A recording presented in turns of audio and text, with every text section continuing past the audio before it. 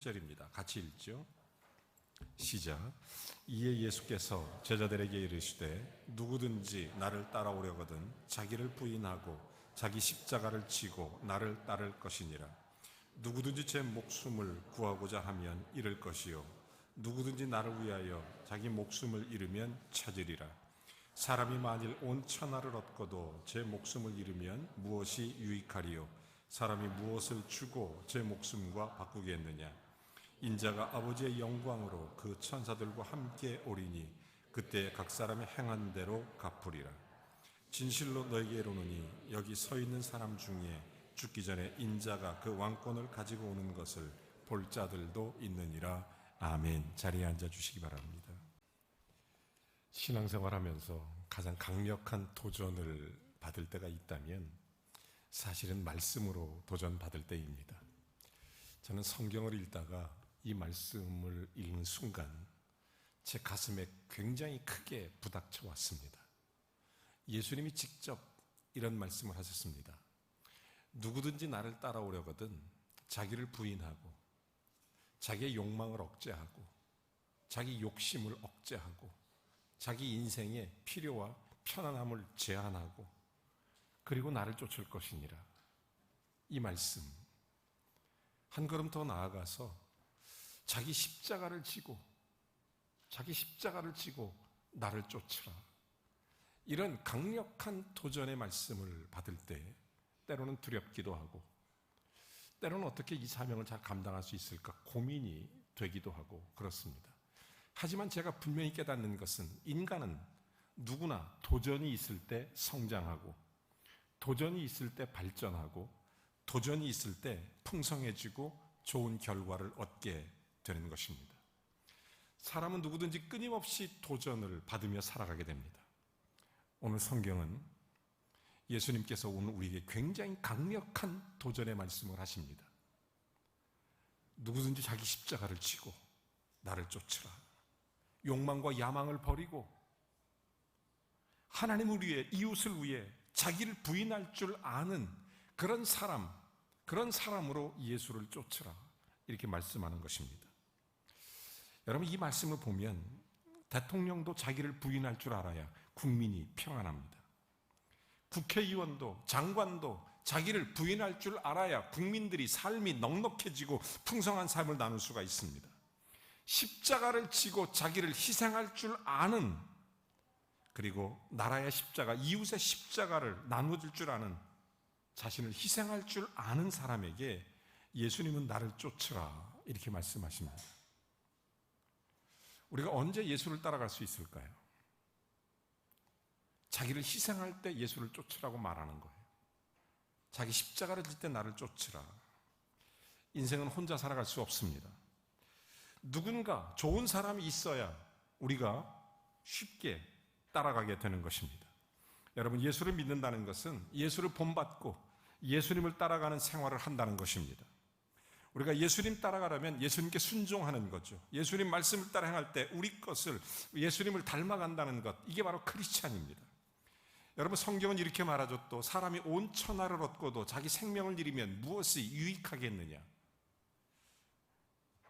온 천하를 얻고도 자기를 잃으면 무슨 유익이 있겠느냐. 저는 굉장히 강한 도전을 받습니다. 얼마나 많은 사람들이 온 천하를 얻기 위해서 굉장히 노력합니다. 그런데 더 무거운 것이 있는데 그게 생명이라는 거예요. 여러분 성경 속에서 이것은 경제학적인 원리입니다.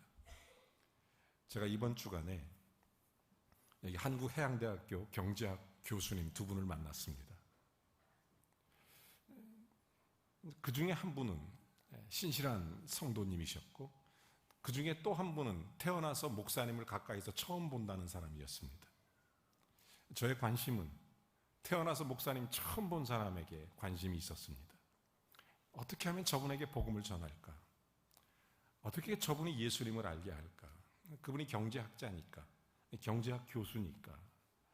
그분과 함께 대화하던 중에 제가 이런 얘기를 드렸어요. 예수님은 경제학자이십니다. 당신은 성경을 읽어봤습니까? 경제학자의 눈으로 성경을 한번 꼭 읽어보십시오. 권면했어요. 예수님은 얻는다, 잃는다, 한 달란트, 한 데나리온, 심지어 이자 이야기까지 하십니다. 예수님은 경제적으로 우리 모두의 삶이 풍성해지길 원하는 간절한 마음을 가지고 비유를 들어서 끝없이 경제학적인 용어를 사용한다는 사실을 아십니까? 그분은 저에게 약속했어요. 알겠습니다. 경제학자 입장으로 성경을 한번 꼭 읽어보라고 했으니까 자기가 그렇게 꼭 읽어보겠다고. 그리고 저를 만나서 같이 경제학자가 본 성경에 대해서 제가 목사로서 함께 나눴으면 좋겠다. 복음을 나누었습니다. 얼마나 감사하고 좋은 일인지 몰라요. 이렇게 예수님께서는 성경에 보면 심은 대로 거두리라, 30배, 60배, 100배 이런 경제학적인 말을 끝없이 합니다. 여러분, 이것이 왜 중요하냐? 우리 인생에는 얻는 게 있고 잃는 것이 있기 때문입니다. 사람이 얻는 게 있으면 잃는 게 있어요. 모든직이 경제학 원리에 따라 인생은 살아갑니다. 삶을 투자할 때 삶의 유익이 오는 것입니다. 기업하는 사람이 투자하지 않으면 기업의 이익을 생각할 수 없는 것이, 인생도 마찬가지입니다. 자기의 인생에 투자하지 않으면 그 인생에 좋은 열매를 거두는 것은 불가능한 것입니다. 여러분, 어떤 사람은 명예와 지위를 얻고자 자신의 인격과 양심을 팔아버리는 사람이 있습니다. 무엇을 얻으려고 무엇을 잃어버립니까? 그런 사람들이 상당히 많이 있습니다. 자신의 쾌락과 육체적 욕망을 얻기 위해서 자신의 양심과 이성 그리고 신앙마저 잃어버리는 사람도 있습니다. 얻는 게 있고 잃는 게 있어요. 여러분, 이 시대를 지칭해서 경제학적 용어로 미제너레이션이라는 말을 씁니다. 말 그대로 내 중심적인 세대라는 거죠. 공부도 개인주의예요. 나만 잘 되면 되고, 나만 성적이 좋으면 되고, 나만 똑똑하면 되고, 미제너레이션이죠. 나만 부자 되면 되고, 나만 잘 살면 되고, 내 가족만, 나와 관계된 모든 이것이 가장 우선인 세대, 여기에 개인주의가 나오게 되는 것입니다. 그래서 민족주의의 그런 세계, 이런 세계들이 자꾸 개인, 이런 것들, 자기만 발전하면 된다, 이런 생각하는 것. 여러분, 모든 걸 얻은 것 같지만 사실은 모든 걸 잃어버리는 거예요. 그래서 지금의 이 시대는 위제너레이션이라는 세대의 말을 씁니다. 경제학적 용어예요. 여러분 잘 아시죠? 지금은 소유보다 공유 세대라는 것입니다. 경제도 예전에는 내가 가져야 되는 것입니다. 뭘 하나 사도 무조건 내 거야만 됐습니다. 지금은 이제 공유죠, 공유. 위제너레이션 시대가 된 것입니다. 함께 나누죠. 여러분 뭐 흔하지 않습니까? 당근 무슨 마켓 이런 거. 그 다음에 공유 따르릉 이런 거. 많잖아요. 기업도 공유 경제 가치가 아니면 살아남기 힘든 시대입니다. 소비자와 함께하지 않으면 기업도 살지 못해요. 모든 인생과 관점이 완전히 달라졌습니다. 그래서 지금의 젊은이들을 중심으로 해서 소위 위제너레이션 시대를 사는 것입니다. 전혀 다른 가치관으로 살게 되는 거예요. 소유가 익숙한 것이 아니라 이제는 공유가 익숙한 세대, 기성세대, 미제너레이션 세대에서 자란 사람들은 정말 이해하기 힘든 전혀 다른 세대를 살게 있는 것입니다. 여기서 멈추면 안 되죠. 우리는 크리스찬이잖아요. 이것이 해답이냐? 그렇지 않습니다. 여기에도 한계가 분명히 있습니다. 여기도 경제적 한계가 있어요. 근데 성경은 놀랍게도 God Generation을 말하고 있는 것입니다. 하나님의 세대로 다시 살아야 된다. 하나님이 주시는 힘으로, 하나님이 공급하시는 힘으로 사는 것, 여러분 놀라운 원리입니다. 세상이 알지 못하는 원리, 세상이 이해할 수 없는 원리입니다. 요즘에 노마드라는 말을 많이 씁니다. 유목민이라고 그래요. 지금 우리의 다음 세대를 노마드 세대라고 그럽니다. 갈 곳 없이 이리저리 방황하는 세대. 무엇을 할지 몰라 이리저리 방황하는, 흔들 수 있는 깃발도 보이지 않고 잡을 수 있는 힘도 보이지 않고, 그래서 흔들려서 방황하고 무엇을 할지 몰라 갈팡질팡하고, 그래서 지금 30대 30대 중에서 집에서 노는 애들이 몇십만 명 이런 얘기 많이 나오잖아요. 갈 곳 없는 세대. 뭔가를 해보려고도 하지 않는 노마드 세대라는 거예요. 유목민이라는 거죠. 흘러가는 대로 이리저리 왔다 갔다 하고 이리저리 흔들리고 이런 세대입니다. 여러분, 그들에게 정말 정확한 로드맵, 길을 보여줄 수 있어야 되는데 그 길을 어디서 볼 수 있습니까? 공유 세대가 그 길을 볼 수 있습니까?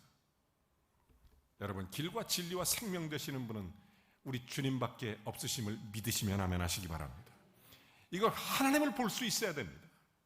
하나님을 볼 수 있어야 돼요. 그런 의미에서 보면 인생도 경제적 관점에서 정확히 우리가 바라볼 수 있습니다. 여러분, 이 문제를 심각하게 느껴야 합니다.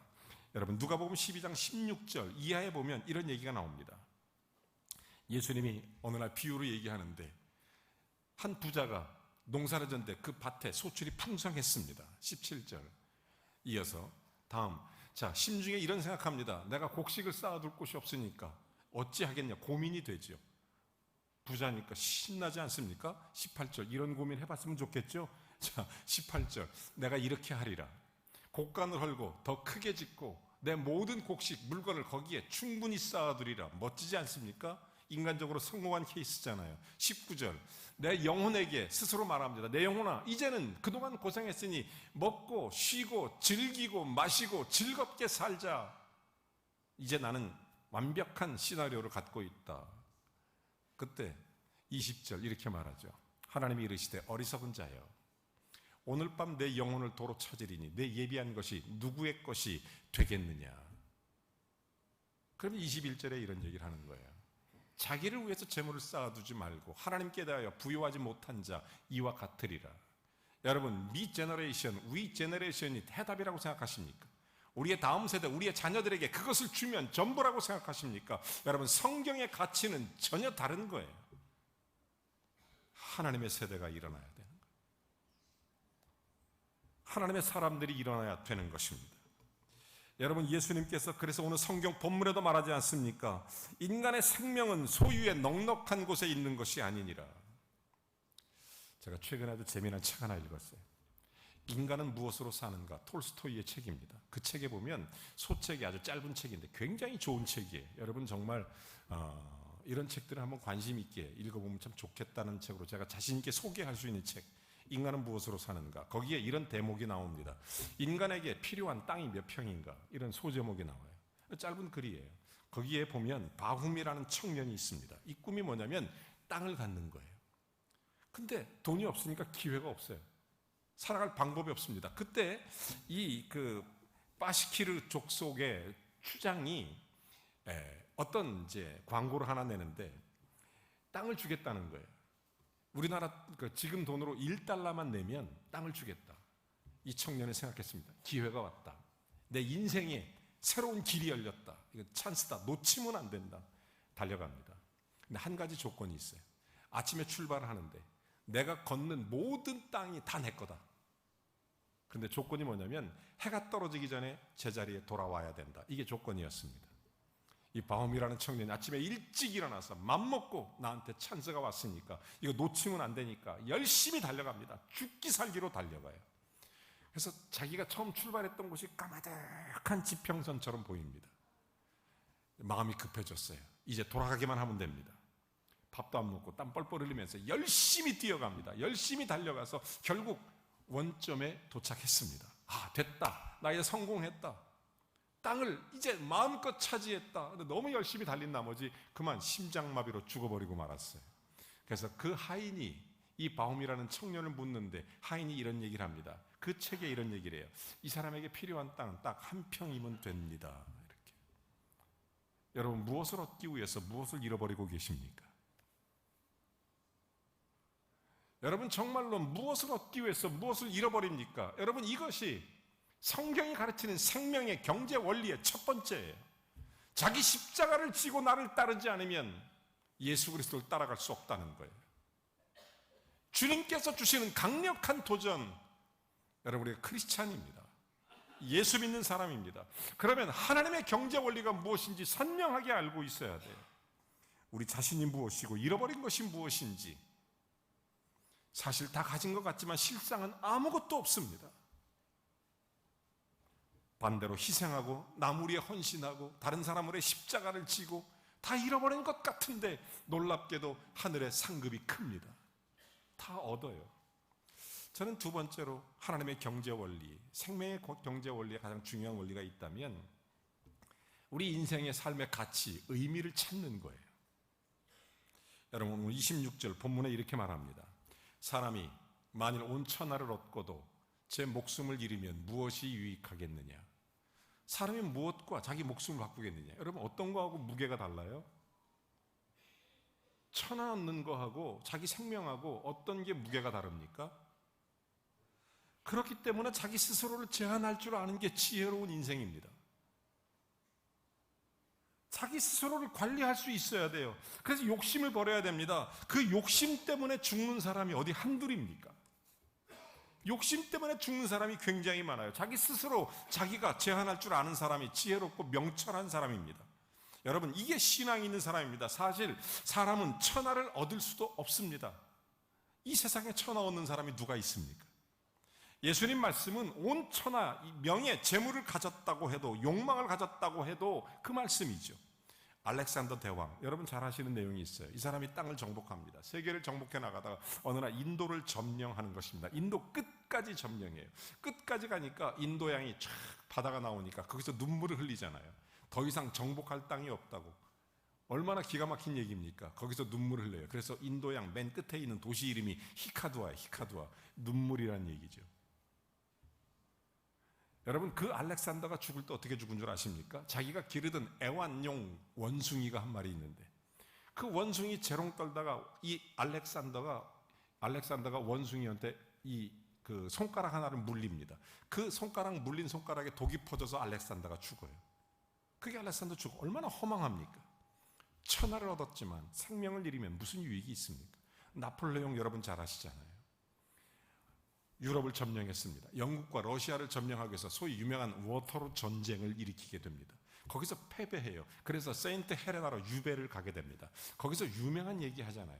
나폴레옹이 이렇게 얘기합니다. 나는 모든 땅을 가졌다고 생각했지만 나는 실패자다. 내 인생은 완전히 망했다. 그러나 예수 그리스도는 사랑으로 세상을 정복했다. 나는 패배고 나는 죽음이지만 예수 그리스도는 사랑으로 모든 걸 이겼다. 그리고 예수님 앞에 무릎을 꿇었다는 유명한 일화가 나폴레옹의 이야기가 아닙니까? 여러분, 우리는 또한 성경 속에서 탕자 이야기를 너무 잘 알고 있습니다. 탕자가 어느 날 아버지께 찾아가서 둘째 아들이 아버지의 유산을 미리 받아 자기 나름대로 사업하고 떵떵거리고 재미있게 살아보겠다고 집을 나갔습니다. 나가서 뭔가를 해봤겠죠. 미리 유산을 받았으니까 아버지 품을 떠나 성공할 거라고 나 한번 성공해보겠다고 그렇게 나갔을 것입니다. 거기서 그런데 아무것도 이룰 수가 없었습니다. 허랑방탕하여 재산을 탕진했습니다. 나중에 먹을 것이 없어서 시골에 우리의 돼지들이 먹는 쥐염 열매를 주워 먹을 때 한 가지 깨달았습니다. 아버지 집으로 돌아가야 된다. 그 문제를 깊이 생각하다가 이 모든 일의 원인이 내가 아버지 집을 떠났을 때부터 이 일이 시작됐다고 그가 깨닫게 된 것입니다. 여러분, 인생의 문제는 이걸 깨닫는 데부터 시작되는 것입니다. 여러분, 삶에 정말 중요한 것은 내가 아버지 집을 떠났을 때 일어났구나. 여러분, 하나님을 떠났을 때 인생에 진짜 문제가 시작되는 것입니다. 내 손에 뭔가를 얻었다고요? 잃어버리는 게 더 많아요. 내가 뭔가를 찾고 찾았다고요? 다 잃어버리는 거예요. 여러분, 이 둘째 아들의 깨달음은 아버지 집을 떠났다는 것을 인식할 때 찾아오기 시작합니다. 그래서 아버지에게 돌아가는 것입니다. 그랬더니 아버지가 상거가 먼데 멀리 오는 아들을 보면서 기법마저 달려가서 그에게 새 옷을 입혀줍니다. 목욕을 시켜줍니다. 손에 가락지를 끼워줍니다. 잔치를 벌입니다. 아들의 신분을 회복시킨다는 뜻입니다. 여러분, 우리가 하나님 아버지께 돌아가는 거예요. 삶의 가치의 진정한 의미는, 인간의 참된 본질의 의미는 아버지께 돌아가면서 시작되는 것입니다. 하나님 아버지 옆에 거기서 돌아가는 거예요. 우리 스스로가 세계를 다 장악하면 성공할 것 같지만 실상은 아버지를 떠났을 때, 아버지의 사랑과 단절됐을 때 실상은 허무한 것입니다. 아무것도 하지 못하고 하나님 앞에 돌아올 때 비로소 내 아들이 맞다고, 내 자녀가 맞다고, 하나님 앞에 돌아올 때 그때 비로소 진짜 하나님의 자녀가 되었다고 그렇게 말해주는 것입니다. 요즘 신문이나 텔레비전 보세요. 얼마나 사악한 일이 많이 일어납니까? 얼마나 흉악한 범죄가 일어나요. 끔찍할 정도예요. 왜요? 극단적 물질주의, 소위 미제너레이션 세대에 자란 사람들, 자기밖에 모르니까 물질욕, 권력욕 이런 것 때문에 자기만 차르면 되니까 극단적으로 탐심과 욕심, 이런 무서운 일들이 우리 주변에 끝없이 일어나고 있지 않습니까? 미국의 한 청년 하나가 공부하러 갔어요. 거기서 자기가 생각해, 열심히 돈 벌어서 내가 정착해야 되겠다. 그러다가 미국 시민권자인 처녀 만났습니다. 결혼을 했어요. 자, 안정된 생활합니다. 열심히 돈으로 큰 부자가 됐어요. 근데 마음에 인생에 회의가 들어오기 시작하는 거예요. 이게 맞는 건가? 이렇게 사는 게 옳은 건가? 그래서 이 친구가 자동차를 타고 라스베가스에 가는 거예요. 거기서 도박에 빠집니다. 어느 날 회의가 들어. 이게 이렇게 돈을 쓰는 게 맞는 건가? 내 인생이 이렇게 사는 게 옳은 건가? 고민하다가 이 자동차를 타고 라스베가스의 사막 고속도로를 쫙 달리다가 그만 트레일러하고 부딪혀서 죽었어요. 여러분, 알만한 사람은 우리나라 큰 대기업 회장의 아들 이야기예요. 여러분, 무엇을 얻었고 무엇을 잃어가고 있습니까? 경제 원리는 분명합니다. 심은 만큼 거두는 거고, 심어서 남기는 거고.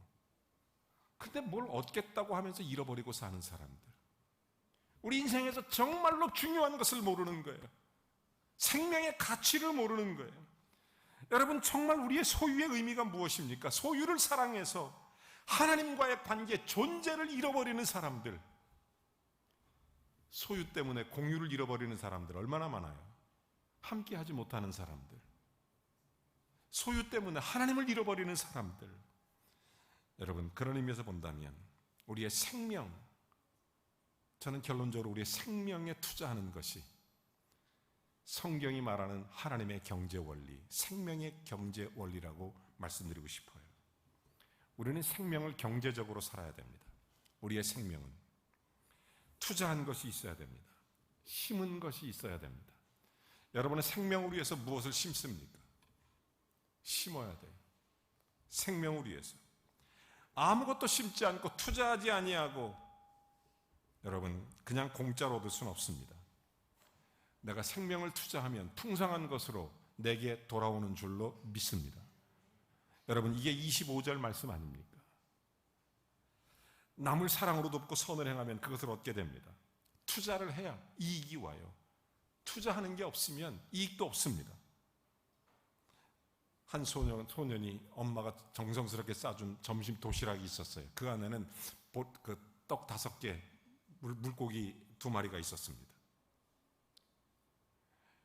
예수님이 오신다고 해서 그거 따라가서 휩쓸려 지나가던 점심때가 배가 고팠습니다. 근데 예수님이 이렇게 말씀하세요. 먹을 게 좀 있으면 가지고 와라. 자기가 먹어야죠. 미 제너레이션, 자기가 먹어야 되죠. 이 소년이 기꺼이 내놔요. 위 제너레이션이죠. 예수님이 그걸 가지고 축사하십니다. 5,000명이 먹는 사람을 먹이는 오병이어의 역사가 일어나죠. God generation이죠. 12광주리가 남습니다. 여러분, 어떻게 사시겠습니까? 우리가 정말 찾고자 하는 것이 무엇이고 붙잡고자 하는 것이 무엇입니까? 이것이 경제 원리입니다. 자기를 부인하고 자기 십자가를 지고 나를 쫓을 것이니라.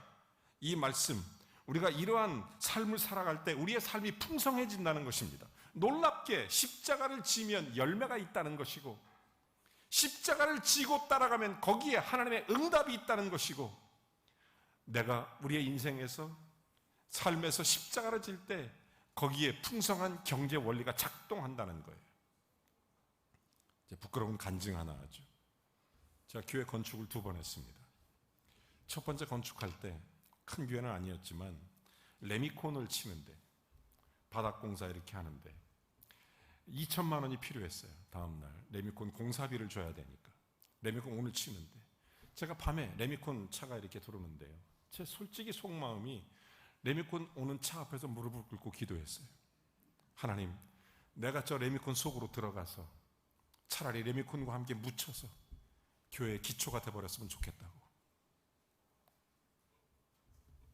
그렇게 하나님 앞에 그냥 교회의 기초가 돼버리면 좋겠다고, 그렇게 엎드려서 울면서 기도한 적이 있어요.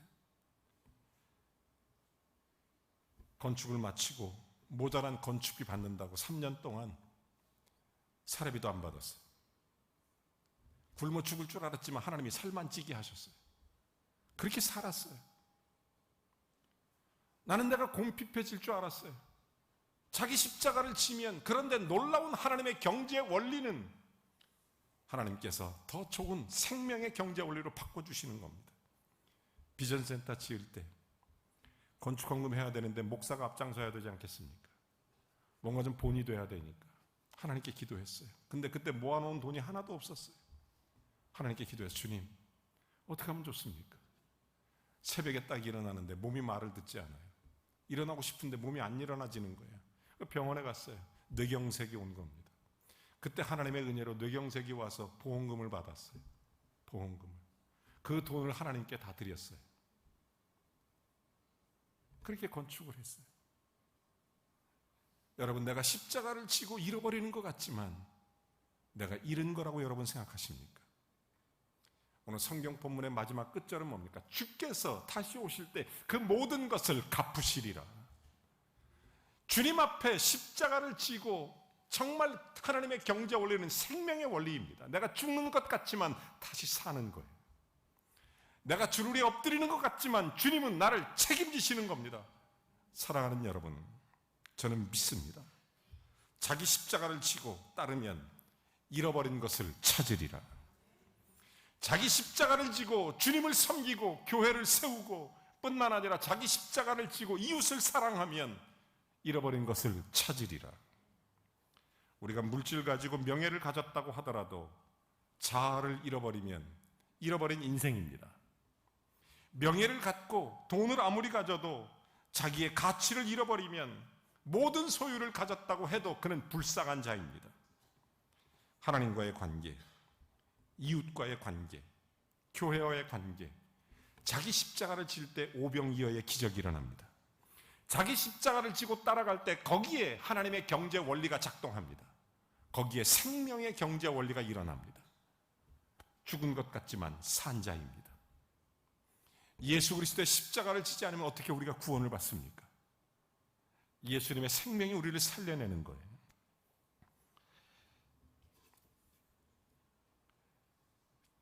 조지 뮬러라는 사람 아시죠? 이 사람은 크리스찬이라면 다 알아요. 이 사람이 우리나라 돈으로 200원도 안 되는 그 돈 가지고 고아원 세웠어요. 한 감옥이 폐허가 되고 버려진 감옥에 6명의 길거리 방황하는 고아들 데리고 밥 먹인 게 200원으로 시작한 거예요. 조지 뮬러입니다. 어느 날은 700만 파운드를 어떤 사람이 가져다 줬어요. 700만 파운드. 그런데 이 사람은 언제나 하나님 앞에 이런 얘기를 해요. 나는 내 모든 것을 하나님 앞에 내 십자가를 지고 나에게 주어진 사명, 나에게 주어진 인생, 내가 십자가를 지는 마음으로 살아갈 때 하나님이 책임지더라. 그게 생명의 경제 원리입니다. 제가 이사로 섬기고 있는 한국침례신학대학교에 가면 김경옥 강의실이라는 게 있습니다.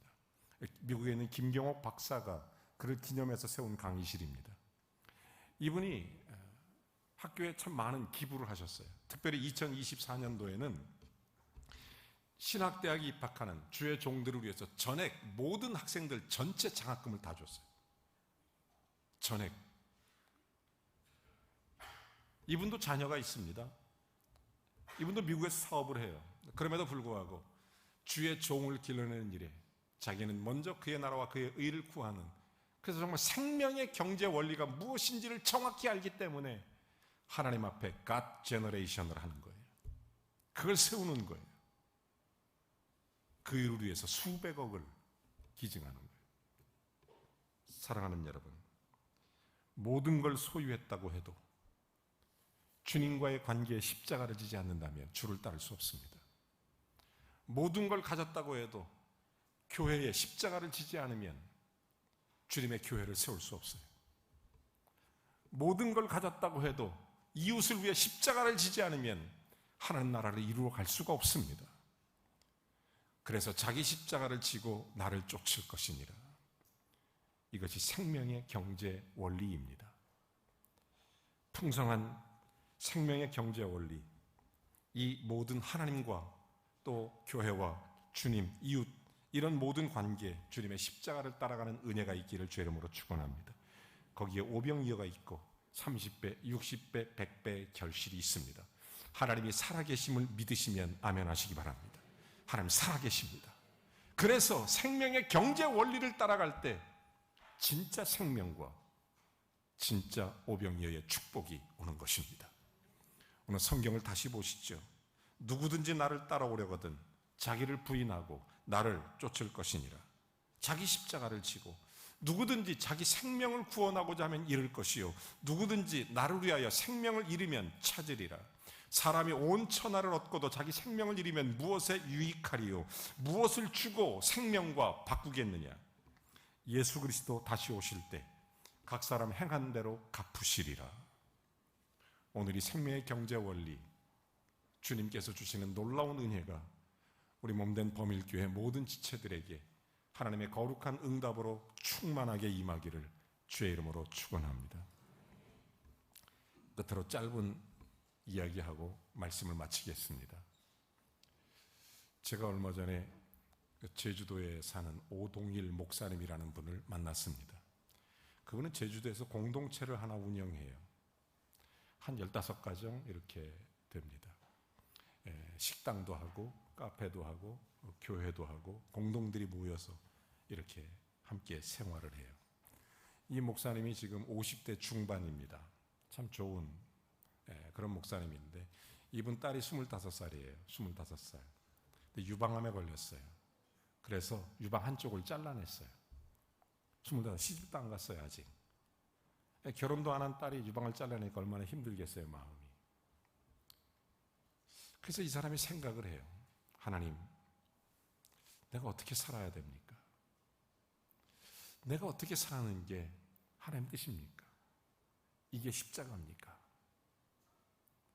자기 십자가를 치고 나를 따르라고 했으니까 이게 십자가입니까? 그래서 딸하고 이주한 거예요, 제주도로. 그래서 시작된 공동체예요, 그게. 거기서 그 딸을 향해서 늘 눈물로 기도합니다. 근데 그때마다 자기 십자가를 지는 줄 알았는데 주님이 위로해요. 주님이 축복해요. 그러면 최근에 자기가 이 찬양을 부르면서 너무 행복했다고 찬양을 불러주는데 이 친구가 원래 이 복음송 가수 출신이니까 제가 그 찬양을 같이 불렀어요. 제가 찬양을 잘 못하지만 그냥 그러면 따라 부르는 거죠. 저는 그 찬양을 부르면서 같이 울었어요. 그래, 여기에 생명이 있지. 여러분, 교회는 생명을 주는 곳입니다. 교회는 십자가 지기 위해서 온 곳입니다. 주님을 위해, 교회를 위해, 이웃을 위해, 하나님 나라를 위해 십자가를 지기 위해 모인 사람들, 그 십자가를 지고 예수를 따라가는 겁니다. 그런 사람들에게 주님이 말씀하신 것, 너희는 나를 쫓으라인 것입니다. 아무나 주를 따라가는 게 아닙니다. 오늘 성경의 말씀, 자기 십자가를 지고 나를 쫓을 것이니라. 주님의 열매가 우리의 삶에 가득하길 주의 이름으로 축원합니다. 그 친구가 이 찬양을 부르는데 얼마나 은혜가 되고 얼마나 기쁨이 있었는지 여러분과 함께 꼭 불러보고 싶었어요. 주님으로 충만하다고, 예수로 충만하다고. 이 찬양을 지은 사람이 송경빈 목사입니다. 우리 침례교 목사인데 제가 연락을 했어요. 어떻게 이 찬양을 만들었냐. 그 송경빈 목사가 말하기를 사도행전의 바울과 실라가 감옥에 있지만 현실은 지금 어렵지만 찬양하는 거, 도대체 어떻게 이 사람이 이런 상황에 찬양하지? 그래, 예수로 충만하니까. 오늘 주의 충만한 은혜가 임하기를 주의 이름으로 축원합니다. 우리 한번 찬양 한번 같이 해보시죠. 조금 어려운데 따라 해보세요. 조금 어려운데 그래도 한번 힘차게 해보세요. 우리 청년들이나 좀 잘하는 사람들은 크게 해주세요. 저도 좀 틀려요. 이거 몇 번 연습했는데 자꾸 틀려요. 그래서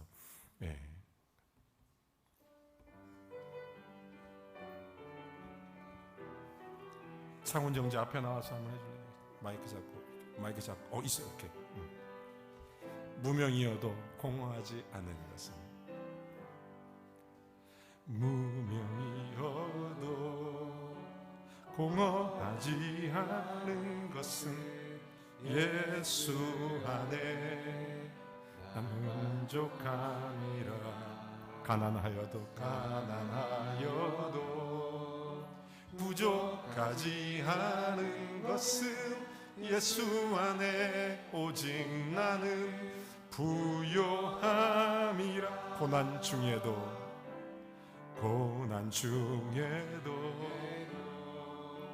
견뎌낼 수 있는 것은 주의 계획 믿기 때문이라. 실패하여도 일어설 수 있는 것은 예수 안에 오직 나는 승리함이라. 예수로 충만하네. 예수로 충만하네. 난 예수로 충만하네. 영원한 왕 내 안에 살아계시네.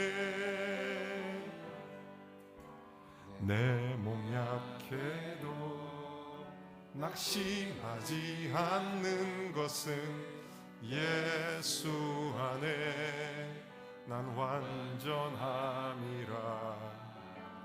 화려한 세상 부럽지 않는 것은 난 예수로 충만함이라. 난 예수로 충만하네. 세상 모든 것들도 부럽지 않네. 예수로 충만하네. 영원한 내 안에 살아계시네. 난 예수로 충만하네. 세상 모든 풍파도 두렵지 않네. 난 예수로 충만하네. 영원한 삶 내 안에 살아계시네.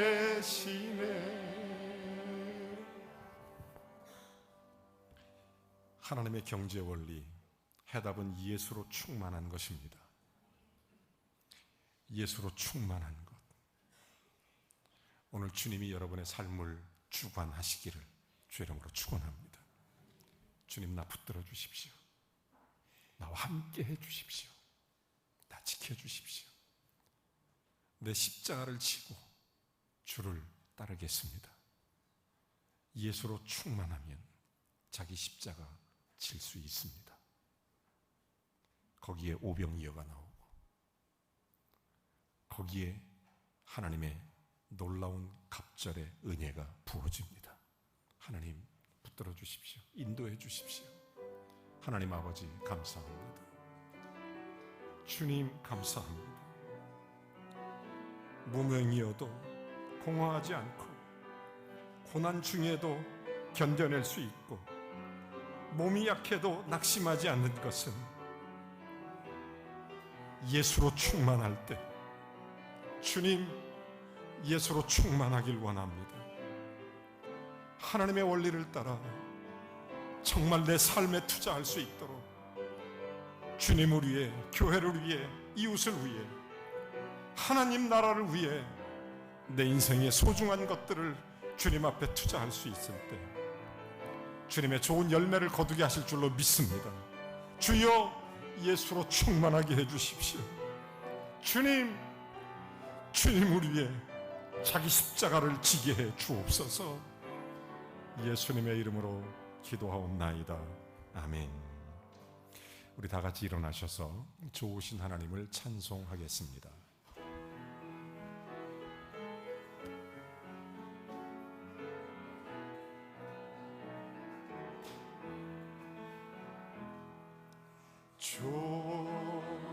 좋으신 하나님, 좋으신 하나님, 참 좋으신 나의 하나님.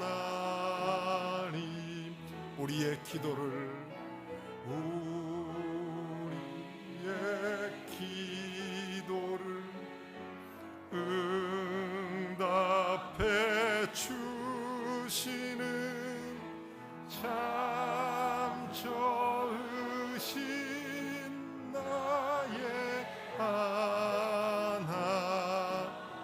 한없는 축복을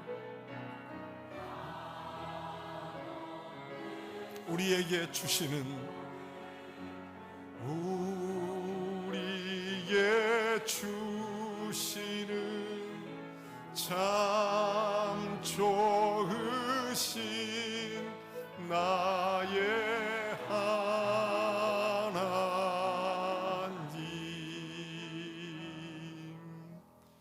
이제는 우리 주 예수 그리스도의 은혜와 하나님 아버지의 극진하신 사랑과 성령의 교통 내주 충만하심이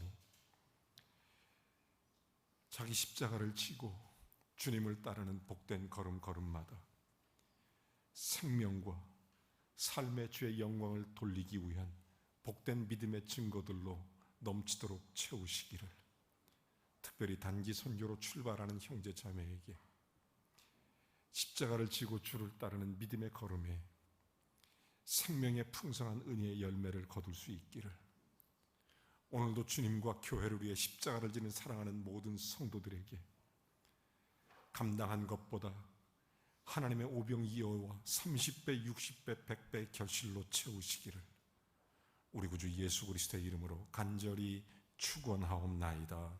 아멘.